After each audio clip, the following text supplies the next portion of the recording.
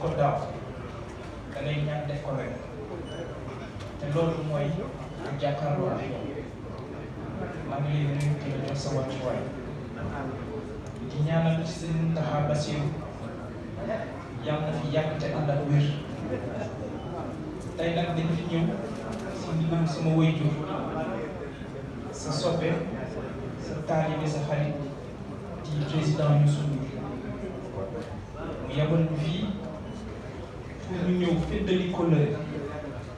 waaye itam dalal sa xel si taxawaay bi nga xamante ne jox nañu ndigal pour ñu taxaw ko ci bisub Sëriñ Touba maa ngi fi ànd ak délégation bu am solo bi si njëkk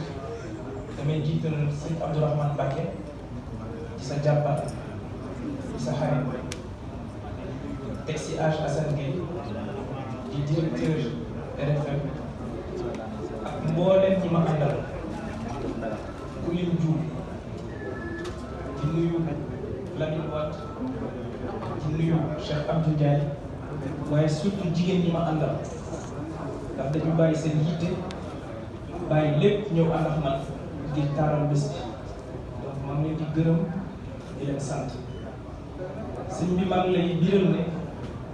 taxawaay bi Groupe Futurs Médias war a am ci màggal gi dinañ ko yokk ren directeur télé bi jiitu na fi ñu njagalu diisoo ngeen si lu bëri